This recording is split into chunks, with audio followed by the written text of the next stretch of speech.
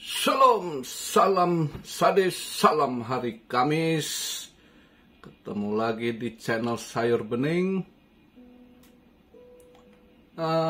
Kita akan bahas ya. Semalam kenaikan Fed Fund Rate udah naik seperti ini yang udah diperkirakan ya kan. Menurut CME ya tepat lah karena udah 90 something persen tinggi, dia yakin itu naik 0,25 basis point ya kan. Hai, sebelum kita bahas ke situ kita lihat dulu market. Ini saya buat video market cap di 1,19 triliun, sempat balik ke 12 ya, semalam short squeeze ya, sempat nendang lagi ke 29.700. Ya itu seperti saya bilang, selalu saat begitu selalu bandar akan ada timing untuk makan leverage. Makanya saya ingatkan hati-hati yang pakai leverage besar. Nah kalau semalam yang nge-short itu pasti yang leverage besar pasti udah putus kayak layang-layang ya. Selalu begitu, selalu ada ya.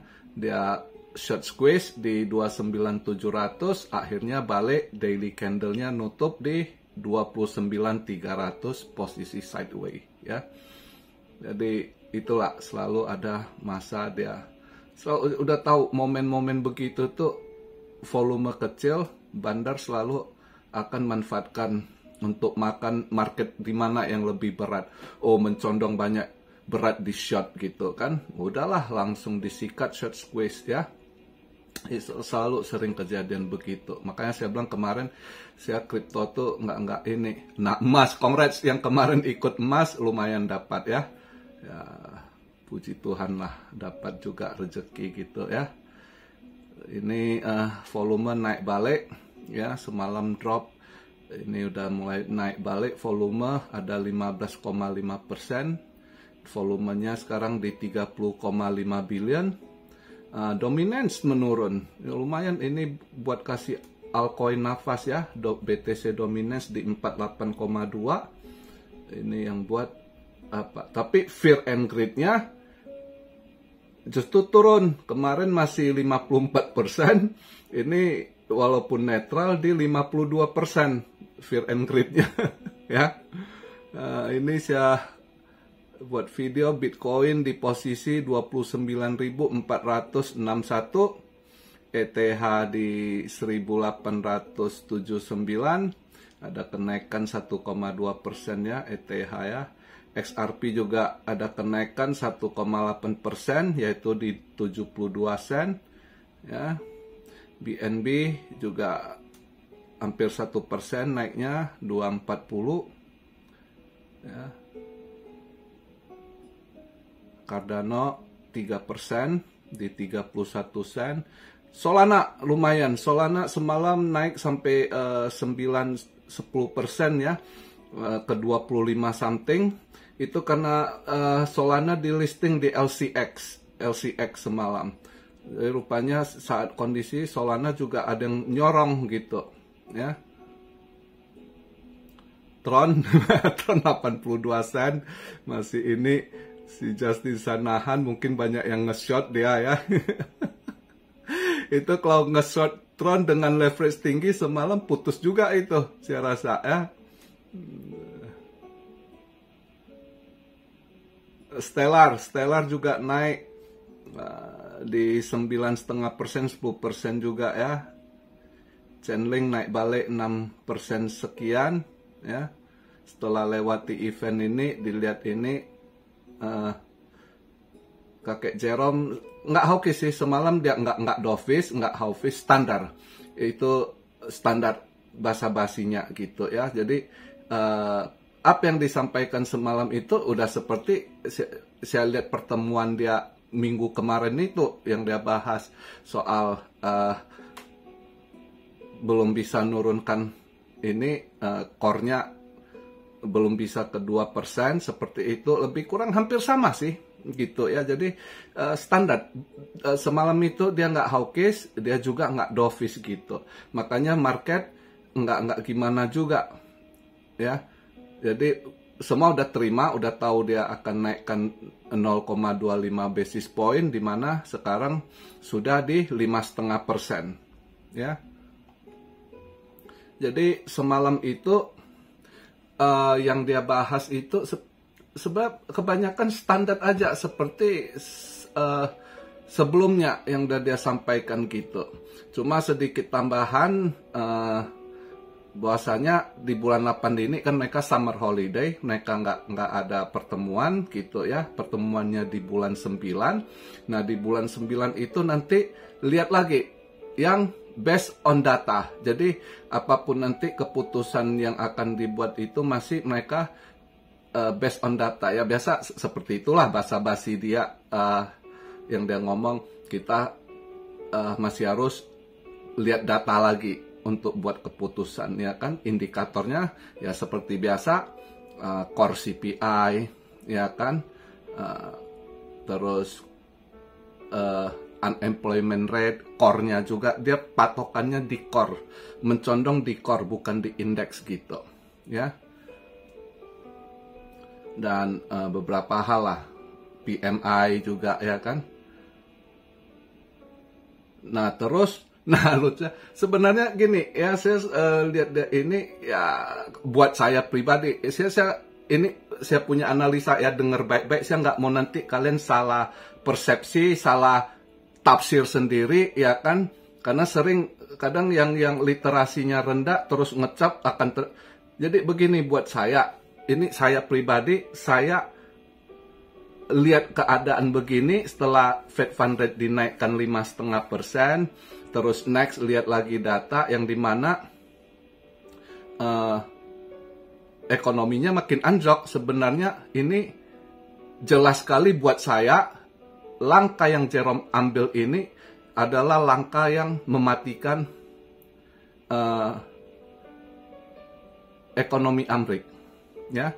Dan bukan hanya ini akan berimbas ke worldwide gitu ya, karena dia tetap masih pengaruh ke dunia itu besar sekali gitu.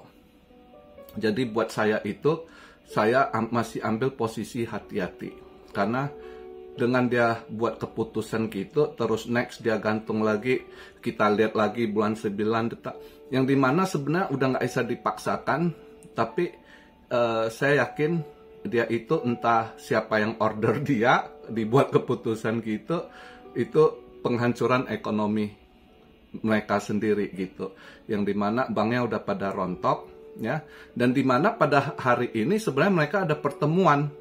Fed ini ada pertemuan dengan para bank di tanggal 27, hari ini 27 Juli ya. Itu pembahasannya bank, di mana pertemuan itu akan membahas yang poin yang akan dibahas, temanya itu Basel III Endgame ya. Berarti apa yang dulunya keputusan waktu mereka buat di Basel itu dulu ya, selama ini yang mereka jalankan itu selesai, endgame, no more. Berarti akan ada kebijakan-kebijakan baru yang akan mereka buat. Apa itu kita nggak tahu. Bagaimana bank-bank ini, sedikit yang saya lihat berita 2 hari lalu, si Janet Yellen udah kasih saran buat bank yang sakit, yang masih bisa kerjasama untuk merger gitu, dan lain-lain. Apa yang mereka akan ini kita nggak tahu, tapi hari ini akan ada rapat pertemuan dengan bank-bank itu, karena bank-bank udah sakit parah. Yang koma udah koma, sebagian yang besar saja udah pasang infus ya, yang pasang infus udah ini, yang istilahnya itu tulang punggung dia juga gitu ya. Siapa Fed ya, bank-bank itu yang menguasai Fed juga, di mana di situ ada Goldman Sachs, di situ JP Morgan. Nah, JP Morgan Chase Bank ini juga udah pasang infus, dan nanti ke depan akan terbuka lagi banyak hal-hal kejahatan mereka gitu ya. Itu nanti. Jadi dengan kebijakan yang dia buat, dan semalam dia masih posisi begitu, itu ekonominya itu masih nggak jelas. Mau dibawa kemana ekonomi kita, ya kan, itu kita lebih kurang. Jadi andai kata kalau sekarang ini Presiden Trump, itu Jerome Powell saya yakin udah dia fire dan dia akan turunkan suku bunga. Karena udah nggak bisa, tapi karena dipaksakan, ya, ini sebab penghancuran, ya. Jadi di dalam itu apa yang terjadi, ya, banyak hal ditutupi, media menutupi.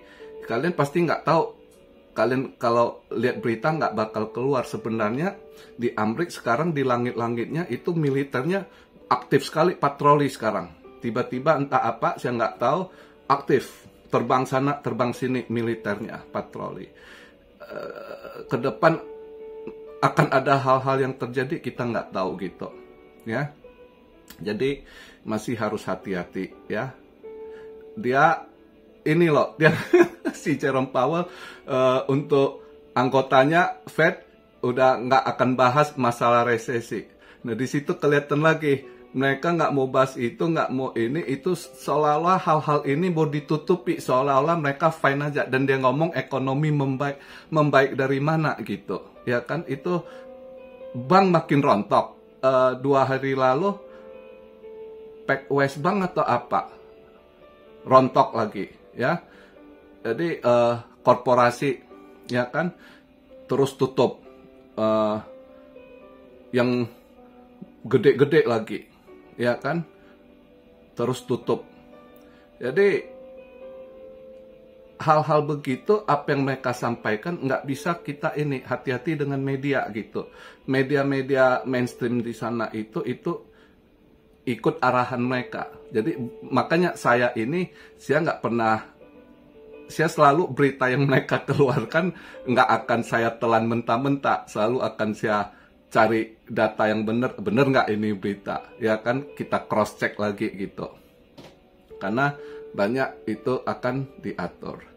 Dan kedepannya kalian juga akan lihat media-medianya akan rontok juga. Karena saya dengar media juga udah goyang. Ini karena apa? Nggak ada iklan. Pada rontok, gimana mau iklan? Google aja udah goyang sekarang. Ya kan? Jadi YouTuber ini pasti uang berkurang tuh. Google udah banyak pangkas ini. Kalau yang ngandalkan YouTube juga sulit sekarang. Mereka ini. Iklan terus berkurang. Jadi media-media juga, ya, coba perhatikan nanti ke depan CNN, CNBC atau ABC, ya kan, Fox, lihatlah yang mana tumbang duluan, ya. Tapi yang saya lihat ada BC-BC-nya gitu. Nah, kita lihatlah nanti. Jadi makanya saya bilang siap pribadi masih akan hati-hati, ya, nggak sembarangan. Ya cuma kalau barang yang saya pegang, barang yang saya serok harga murah yang saya anggap bottom, ya saya biarkan. Tapi untuk sementara mau nambah muatan apa, saya belum lagi. Karena saya sebelumnya kan udah ceritakan, saya rampingkan aset saya, udah itu yang saya hold, XRP ada gitu, yang ini. Dan BTC, ETH itu yang masih saya hold. Ya syukur XRP ngepam, ya kan. Dan masih ini, yang lainnya ya saya masih lihat, masih hati-hati. Paling saya cuma iseng ya buat fun, ada momen scalping, bisa di scalping saya scalping, atau bisa di swing saya swing. Itu aja iseng-iseng, kecil-kecilan gitu. Belum bener-bener ini. Momennya saya rasa ngedrop masih ada. Kapan terjadi kita nggak tahu, karena ini proses. Dia walaupun ditutup, akhirnya suatu saat akan meletus, ya. Nah, itu yang itu kita lihat aja nanti gimana ininya. Yang jelas buat saya kebijakan yang diambil Jerome Powell ini sangat tidak bagus, sangat tidak bagus untuk ekonomi Amerika. Ini akan ada efek berat ke depannya, ya, karena si Biden presidennya ya nggak tahu mau dibawa kemana arah ekonominya. Tapi kalau Trump seorang itu udah jelas, pasti saya rasa si Jerome Powell udah dia pecat gitu, ya kan. Itu akan langsung dipangkas suku bunga, bukan dinaikkan dengan kondisi. Tapi ya kita lihatlah. Yang penting selalu hati-hati ngadepin market gitu ya. Itu yang saya mau sampaikan posisi. Nah, untuk hari ini, hari Kamis jam 7.30 dia ada core durable good order ya. Jadi kita lihat nanti ke arah mana. Terus GDP quarter to quarter untuk kuartal 2 di mana ada penurunan kayaknya ya. Sebelumnya forecastnya ini sebelumnya 2%, ini ada forecastnya ada penurunan 1,8% ya. Terus GDP price index juga, wah, price indexnya agak lumayan turun di 41, dia 3,0 gitu ya.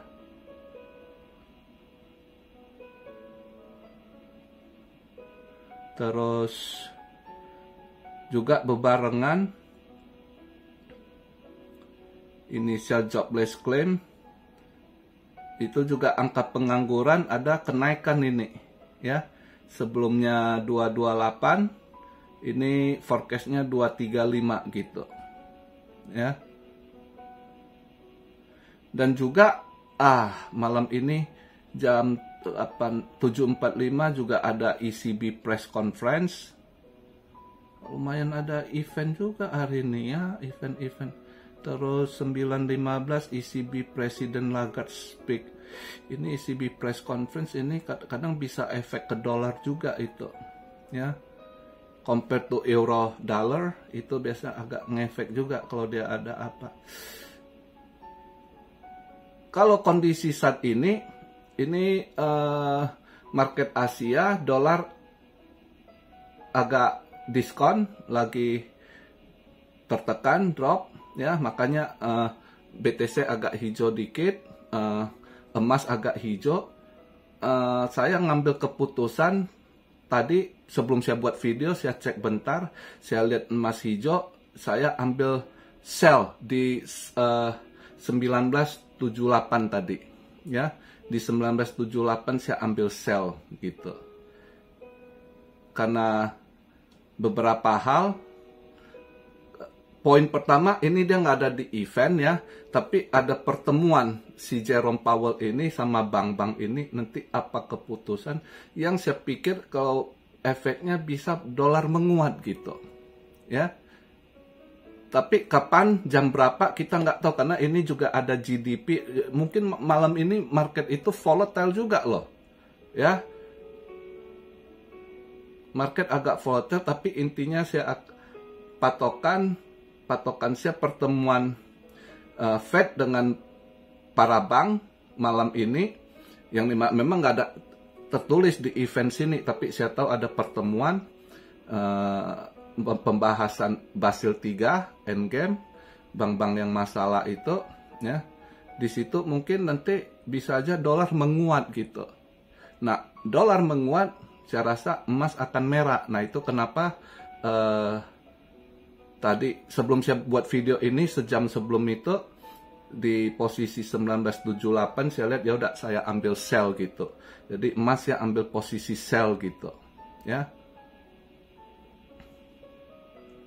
Tapi kalau lihat GDP ya saling ada bertentangan juga, jadi agak sulit nentu ini. Yang satu hal eventnya bisa mendorong hijau, tapi yang satu bisa mendorong merah juga, yang mana nanti ini.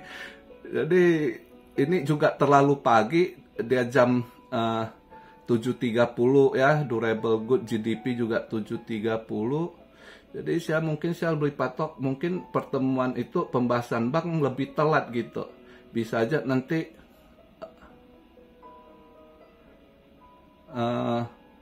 dolar hijau agak telat gitu. Baru emasnya merah agak telat, bisa aja begitu. Ya kan? Belum lagi, nah ECB press conference juga di 8, terus si Lagarde speak 9.15. Ini juga Terus ada pending home sales juga. Jadi mungkin market bisa agak volatile malam ini, ya. Entah saham, tak. Ya kita lihatlah. Jadi jelas posisi saya emas, saya ambil sell ya di posisi 1978 tadi ya. Nah kalau untuk kripto, sebenarnya kripto kalau dilihat dia sideways gitu masih posisi, saya rasa masih bisa positif market kripto untuk hari ini gitu ya.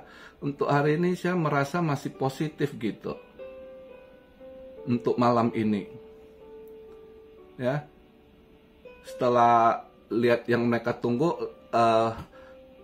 FOMC meeting ini, Jerome Powell speak, mereka tunggu. Setelah ini tinggal berapa hari? Hari ini 27 kan, 27, 28, 29 ya, mungkin hari ini gitu saya rasa market masih positif sih untuk kripto ya. Ya, terus juga dominance melemah, BTC dominance, ya mudah-mudahan kalian yang ada beli barang bisa agak ini dikit ya. Tapi kalau mau short, berani nggak kalian XDC? XDC kayaknya saya mau coba lawan arus tuh XDC ya.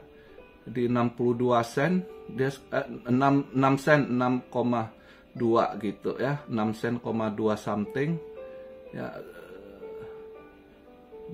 Ini saya buat video dia di 14%-an, itunya dalam 24 jam, di ininya 60% something ya. Saya coba inilah, mungkin satu aja saya mau coba short XDC gitu ya. Tapi ini cepat, scalping cepat, dapat dikit langsung ini, karena yang gitu-gitu kadang cepet mental lagi gitu, nendang balik atau apa ya itu. Kalau mau short saya rasa saya ambil XDC ya. Atau satu lagi kalau ini sintetis, SNX juga bisa di short itu. Tapi tunggu dikit lagi, sekarang 291, andai kata dia di 293 mungkin saya coba short sintetis ya. Saya duluan masuk inilah XDC. Habis saya buat video ini saya masuk XDC dulu, saya short dikit XDC dulu. Nanti baru saya pantau SNX. Jadi itu untuk hari ini video yang saya buat. Oh, ini saya kasih, ada yang tolong tanya bahas ini Filecoin mau halving. Coba saya doakan. Ini kemarin saya nggak sempet tanggapi. Mudah-mudahan dalam 2 hari ini Litecoin sebelum ini ya kisaran hari ini 27, 28 sampai tanggal 30 gitu. Kalau LTC Litecoin bisa naik, ada yang sangkut 100 kemarin kayaknya dia komen tanya biar ya, nggak tahu sih, mudah-mudahan kalaupun dalam 3 hari ini nggak sampai dia bisa 90 berapa, saya rasa sih kalau saya akan lepas. Biasanya sering kejadian halving 2-3 hari sebelum halving itu udah pada buang barang gitu ya. Jadi itu juga harus kalian hati-hati gitu. Itu LTC itu halving sering sekali ya. Pas hari hanya justru banting buang barang gitu. Kadang 2 hari sebelumnya udah mulai buang barang gitu ya. Jadi makanya halving tanggal berapa? Tanggal 2 atau tanggal 5? Saya lupa. Tanggal 2 kalau nggak salah ya. 2 Agustus ya. Atau tanggal 5 Agustus. Agak saya lupa cek kalian ini. Tapi saran saya dalam 2-3 hari ini mudah-mudahan LTC ada mengalami kenaikan ya. Kalian lepas lah. Hati-hati gitu ya. Tapi ya kembali ke kalian, jangan nanti lepas naik dikit kalian salahkan saya cuma bisa kasih masukan yang sebelum-sebelumnya terjadi itu. Jadi gambaran saja saya kasih ya, keputusan di tangan kalian. Karena yang FOMO kemarin itu harga 100 Anda beli, Anda terus pas drop gitu Anda bingung. Nah ini saya harap masih bisa agak kenaikan mudah-mudahan. Ini sekarang saya buat video LTC di 91, ada naik sedikit. Ya mudah-mudahan dalam 2-3 hari ini masih bisa ada yang mau pompa dikit lagi ke atas ya kan. Nah kalau rugi dikit lepas lah. Takutnya nanti dibanting lagi. Tapi itu kembali kepada Anda, karena Anda sangkut. Kalau saya di harga 100 nggak mungkin saya mau ini. Yang udah ikut channel lama sini semua udah tahu kami itu nggak pernah beli barang saat hype ini itu. Kami itu selalu saya sarankan beli di merah, jual di hijau. Koin kalau sudah hype siap paling malas bahas gitu. Karena akan orang FOMO nanti kejebak gitu, ya. Maka ada yang tanya, kok bahas koin ini? Pas saya nggak pernah mau bahas, nggak saya tanggapi. Karena orang yang salah tangkap, salah literasi, ikut FOMO, kejebak. Sering begitu. Makanya dari dulu saya nggak pernah mau ini. Ya. Nah, satu lagi yang tanya ini, Worldcoin yang lagi hype. Udah beberapa hari lah, udah drop gitu. Nah, ini baru saya bahas. Saya pribadi, saya nggak tertarik Worldcoin. Ya, yang dimana pakai teknologi ops, yang diambil data dari mata nanti ya, itu kontrol orang. Jadi yang begitu-gitu saya nggak tertarik ya. Dan ops ini sebenarnya udah ada, koin-koin sebelumnya ada pakai ops juga. Ini aja cara pemasarannya buat hype, buat orang. Jadi saya yakin setelah hype ini akan drop lagi Worldcoin gitu, karena banyak kelemahan ya, yang orang nggak mau. Justru orang menghindar dari itu. Kenapa ada DeFi, decentralized, orang mau freedom. Kalau ops ini sebenarnya Anda akan dikontrol, data Anda akan dicuri, dan masih banyak kelemahan, masih gampang dihack juga gitu.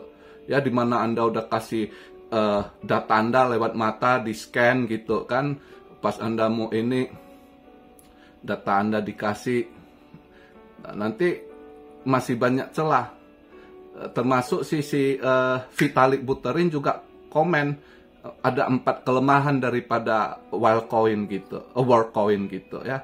Jadi ya kembali kepada Anda ya, saran kalau saya pribadi saya nggak tertarik koin-koin begitu ya. Dan sekali lagi ingat, di channel sini Cuan Army di sini, kalau yang sudah CNN mereka nggak akan pernah hype atau FOMO. Mereka selalu tunggu momentum gitu ya. Mereka nggak pernah beli hijau jual merah, justru beli di merah jual di hijau. Oke, jadi itu masukan buat saya, simple. Saya bahas tipis-tipis soal koin, kembali kepada kalian. Tombol buy and sell di tangan kalian.